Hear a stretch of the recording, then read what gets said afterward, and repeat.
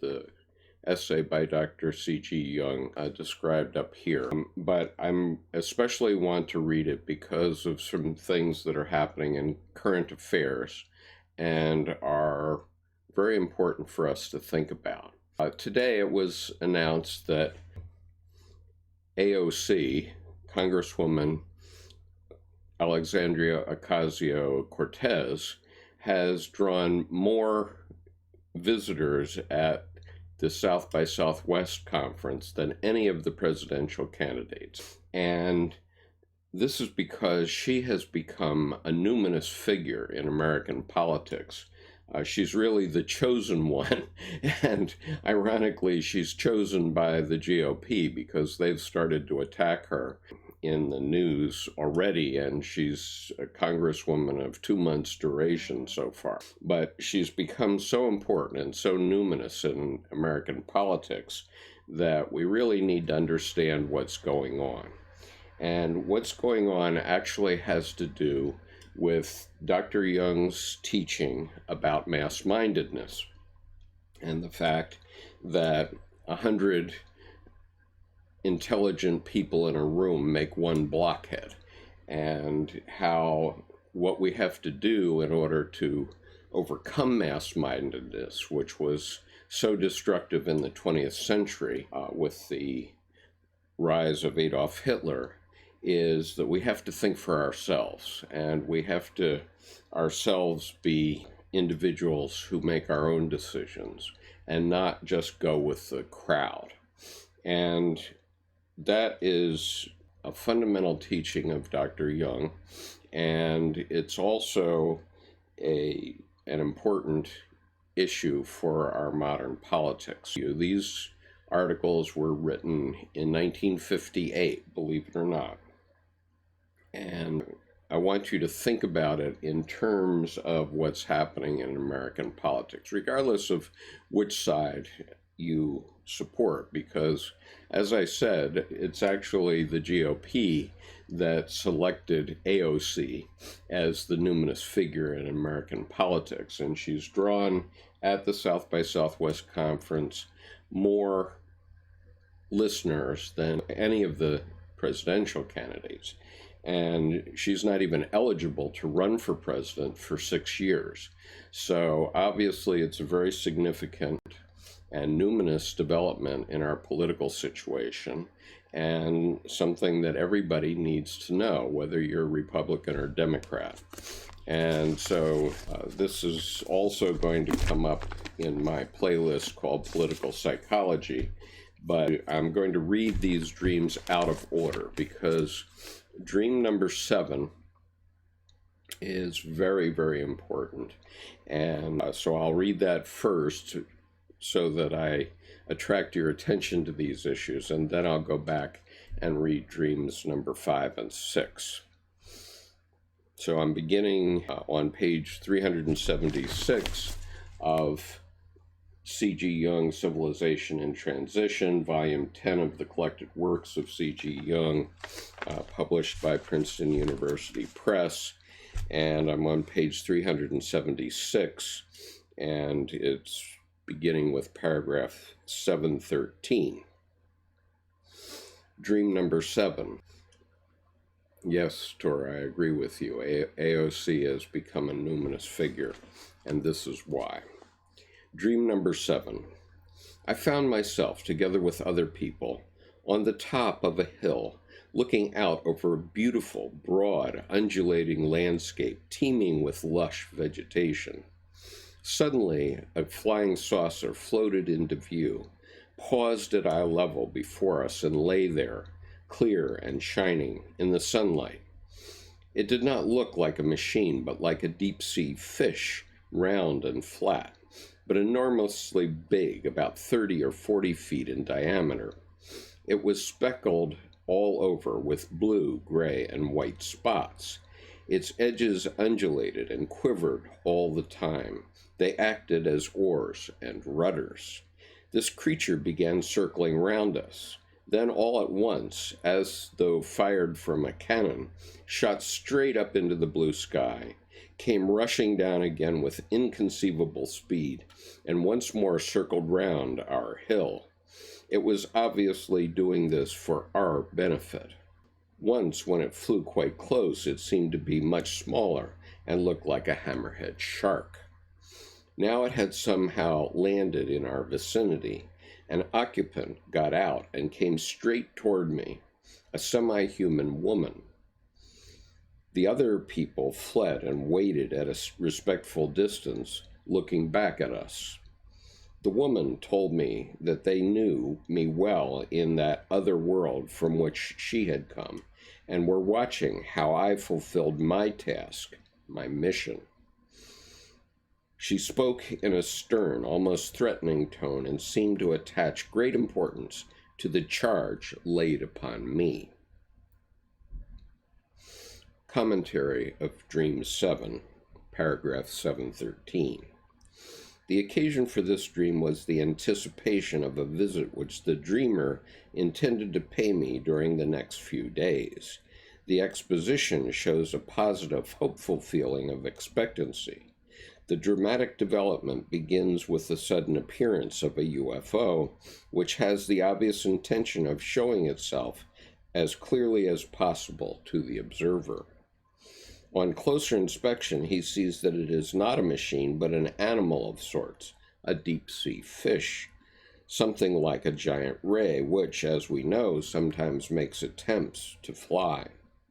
Its movements emphasize the relationship of the UFO to the observers. These overtures lead to a landing. A semi-human figure climbs out of the UFO, thus revealing an intelligent human relationship between the UFO and its observers. This impression is strengthened by the fact that it is a feminine figure which, because it is unknown and indefinite, belongs to the Anima type. The numinosity of this archetype causes a panic reaction among the people present. In other words, the dreamer registers a subjective reaction of flight. The reason for this lies in the fateful significance of the Anima figure. She is the Sphinx of Oedipus, a Cassandra, the messenger of the Grail, the white lady who gives warning of death, etc. This view is borne out by the message she conveys. She comes from another world where the dreamer is known and where they watch attentively how he fulfills his mission.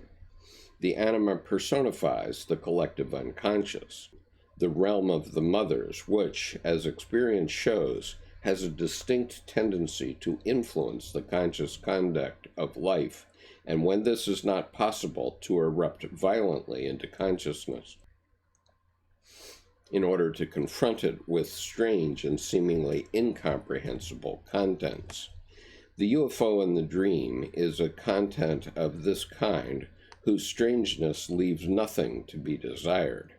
The difficulty of integration is in this case so great that the dreamer's ordinary powers of comprehension fail him, and he resorts to mythical means of explanation: star dwellers, angels, spirits, gods, even before he knows what he has seen. So great is the numinosity of these ideas that one never asks oneself whether it might be a subjective perception of collective unconscious processes. For in the common estimation, a subjective observation can only be either true or else, as a delusion of the senses or an hallucination, it can only be untrue. The fact that the latter are also true phenomena with sufficient reasons of their own is apparently never taken into account so long as no obviously pathological disturbance is present. There are, however, manifestations of the unconscious, even in normal people, which can be so real and impressive that the observer instinctively resists taking his perception as a delusion or hallucination. His instinct is right. One does not see only from outside inwards, but from inside outwards. When an inner process cannot be integrated, it is often projected outside. It is indeed the rule that a man's consciousness projects all perceptions coming from the feminine personification of the unconscious onto an anima figure, i.e., a real woman, to whom he is as much bound as is in reality to the contents of the unconscious. This explains the fateful quality of the anima, which is also suggested in the dream by her questions. How are you fulfilling your life's task, your mission, your raison d'etre, the meaning and purpose of your existence? This is the question of individuation, the most fateful of all questions, which was put to Oedipus in the form of the childish riddle of the Sphinx and was radically misunderstood by him. Can one imagine an intelligent Athenian playgoer ever being taken in by the terrible riddles of the Sphinx? Oedipus did not use his intelligence to see through the uncanny nature of this childishly simple and all too facile riddle, and therefore fell victim to his tragic fate, because he thought he had answered the question. It was the Sphinx itself that he ought to have answered, and not its facade. Paragraph 715. Just as Mephistopheles proves to be the quintessence of the poodle, so the anima is the quintessence of the UFO. But Mephistopheles is not the whole of Faust, and the anima, too, is only a part of the whole, which is obscurely alluded to in the deep fish, the rotundum. Here the anima plays the role of the mediatrix between the unconscious and the conscious, a dual figure, like the Sphinx, compounded of animal instinct, body, and specifically human qualities, head. In her body lie the forces that determine man's fate. In her head, the power to modify them intelligently. This basic idea is also reflected in the picture we shall reproduce later. At this point, the dream speaks a mythical language that makes use of conceptions of another world and of angelic beings who watch the doings of men. This vividly expresses the symbiosis of conscious and unconscious. Paragraph 716. Such, at any rate, would seem to be the nearest we can get to a satisfactory explanation. With regard to the possible metaphysical background, we must honestly confess our ignorance and the impossibility of proof. The unmistakable tendency of the dream is to attempt to create a psychologism which we meet again and again in this and many other forms, regardless of whether the UFOs should be understood as concrete realities or as subjective phenomena. The psychologism is a reality in its own right. It is based on a real perception which has no need of the physical reality of UFOs because it manifested itself long before UFOs were ever heard of. The end of the dream lays special weight on the woman's message, emphasizing its seriousness, even its menacing quality. The collective parallel to this is the widespread fear that the UFOs may not be harmless after all, and that communications with other planets might have unpredictable consequences. This view is supported by the fact that the suppression of certain information by the American authorities cannot be relegated entirely to the realm of fable. He gets another dig in on the Americans.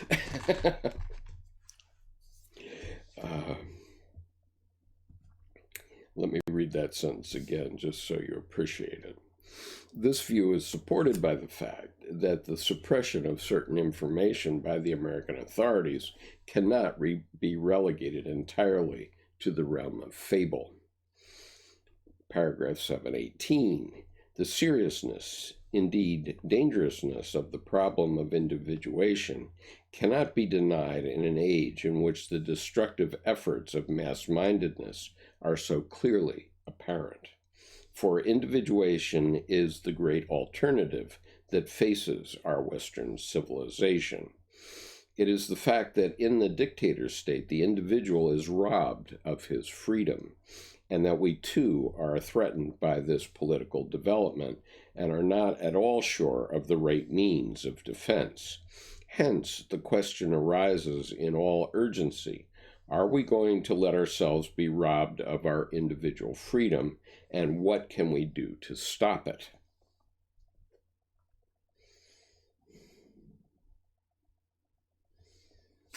Paragraph 719. Anxiously, we look around for collective measures, thereby reinforcing the very mass-mindedness we want to fight against. There is only one remedy for the leveling effect of all collective measures, and that is to emphasize and increase the value of the individual. A fundamental change of attitude, metanoia, is required, a real recognition of the whole man. This can only be the business of the individual, and it must begin with the individual in order to be real. That is the message from our dream, a message addressed to the dreamer from the collective, instinctual foundations of humanity. Large political and social organizations must not be ends in themselves, but merely temporary expedients.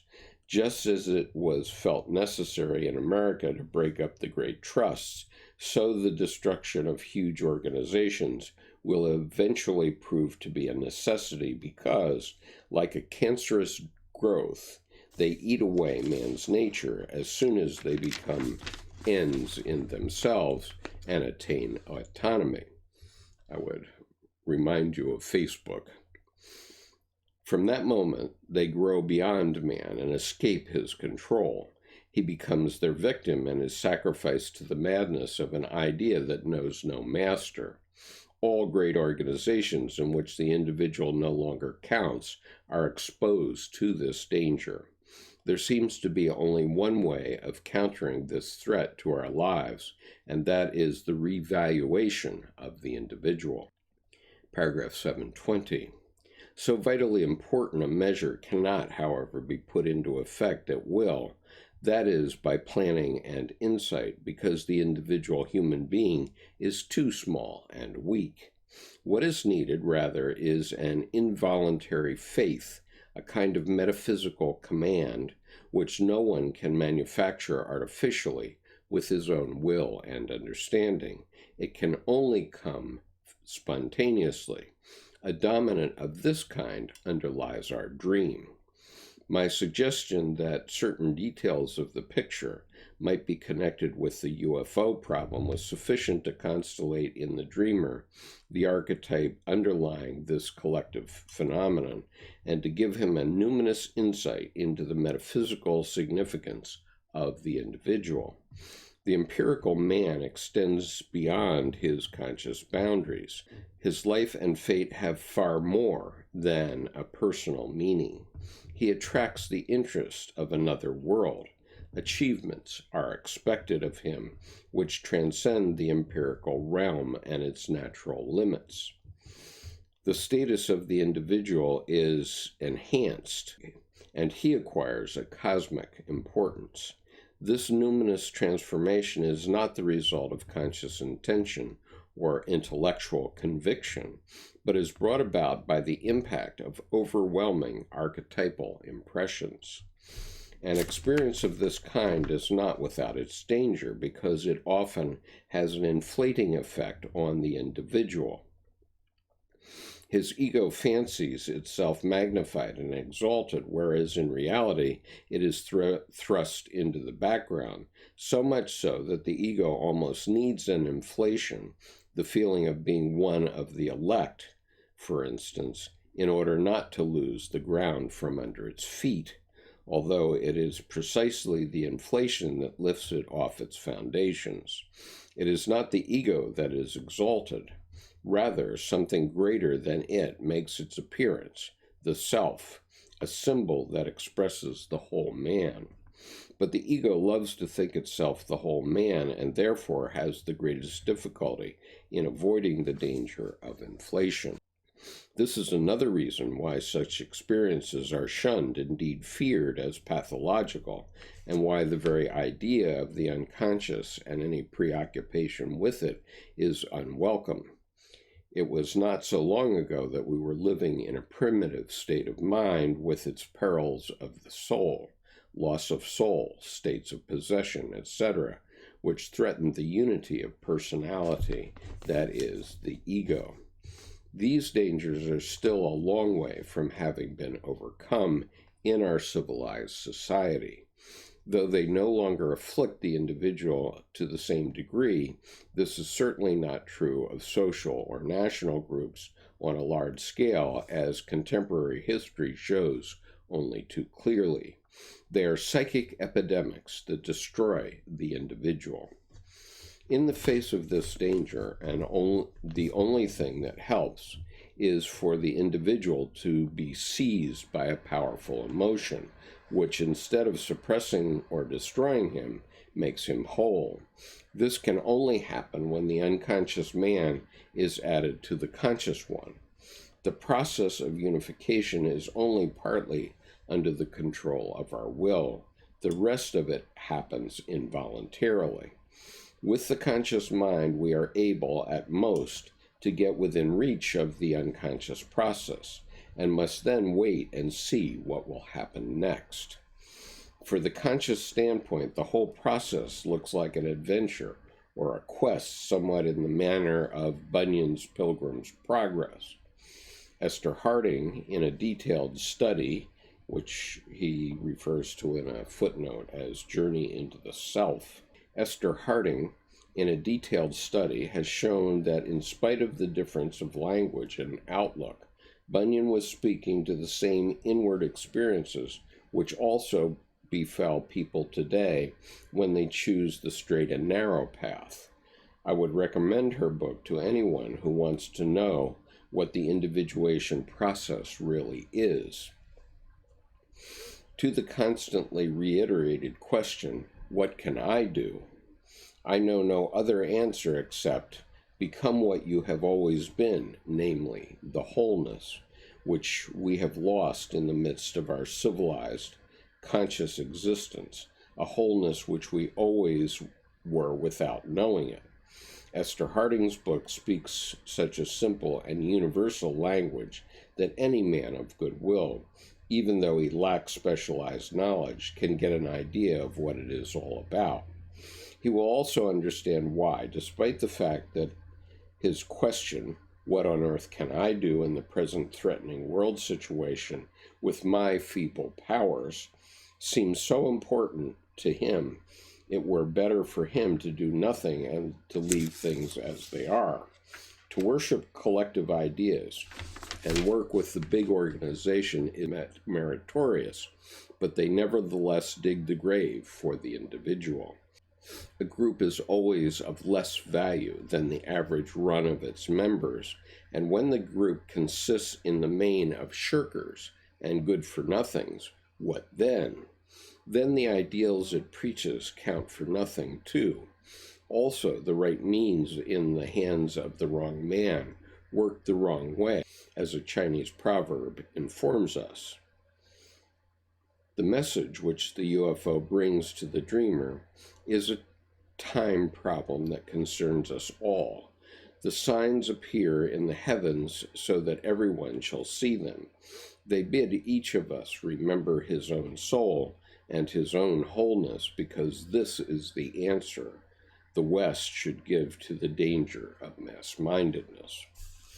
Now, as you might guess, there are a number of points where the structure of this archetype are exactly what AOC fell into, in my opinion, and that has made her a numinous figure, not only for the Democrats, but for the Republicans, because why would they be attacking her so aggressively if they didn't think she was dangerous to their future, which she certainly is, because she represents this numinous anima and thinking for herself. We need to get away from just pure rationalism. Pure rationalism will lead us to the end of humanity. And this is the problem with professors promoting rules of life, because while I know that rules of life are very attractive to young men, they aren't very useful in living your life except as guidelines. And so each of us consciously must make our own ethical decisions.